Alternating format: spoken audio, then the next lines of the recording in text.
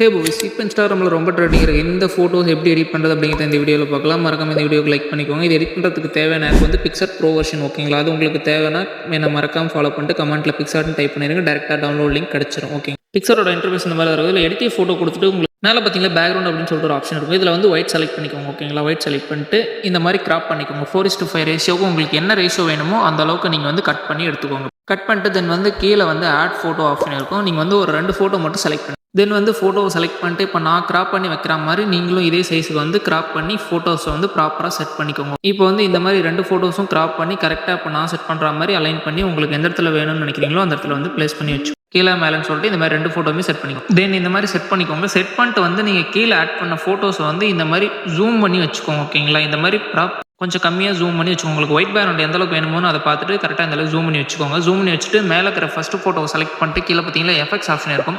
அந்த எஃபெக்ட்ஸ் கொடுத்துட்டு நீங்கள் வந்து இதில் வந்து பிளாக் அண்ட் ஒயிட் கொடுத்தாலும் கொடுத்துக்கோங்க. அப்படி இல்லைனா வந்து மூணாவது ஒரு ஆப்ஷன் இருக்குது. இந்த மாதிரி ஃபுட் போத்துன்னு சொல்லிட்டு இருக்கும். அதை கொடுத்து டிக் கொடுத்துக்கோங்க. ஓகேங்களா? டிக் கொடுத்துட்டு இப்போ வந்து மறுபடியும் இப்போ அந்த ஸ்டிக்கர் ஆப்ஷன் வந்துட்டு மேலே பார்த்தீங்கன்னா பேப்பர் பார்டர்னு சொல்லிட்டு சர்ச் பண்ணுங்கள். இந்த மாதிரி சர்ச் பண்ணிக்கலாம். உங்களுக்கு நிறைய ஆப்ஷன் வரும். இதில் உங்களுக்கு எது வேணும்னு சொல்லிட்டு பார்த்துட்டு செலக்ட் பண்ணிட்டு கீழே வந்து இந்த கார்னரில் செட் பண்ணிக்கோங்க. ஓகேங்களா? இப்போ ப்ராப்பராக ஜூம் பண்ணிட்டு இப்போ நான் செட் பண்ணுற மாதிரி தென் இந்த மாதிரி செட் பண்ணிக்கோங்க. செட் பண்ணிட்டு மறுபடியும் வந்து அதே ஸ்டிக்கர் மேலே டிக் ஆப்ஷனுக்கும் டிக் கொடுத்துக்கோங்க.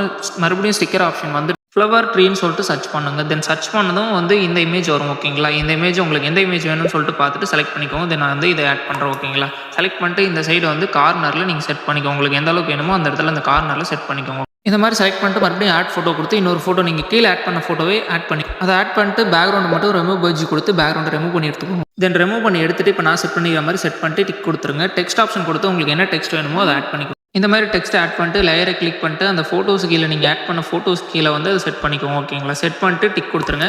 உங்களுக்கு இதே மாதிரி என்ன லிரிக்ஸ் வேணுமோ அதை டைப் பண்ணி எந்த இடத்துல ப்ளேஸ் ஆகணும்னு நினச்சிங்கன்னா டெக்ஸ்ட்டை ஆட் பண்ணிட்டு மேலே டவுன்லோட் ஆப்ஷன் டவுன்லோட் பண்ணிக்கோங்க. நெக்ஸ்ட் ஒரு யூஸ்ஃபுல்லான வீடியோஸில் பார்க்கலாம். Love you all. Good bye.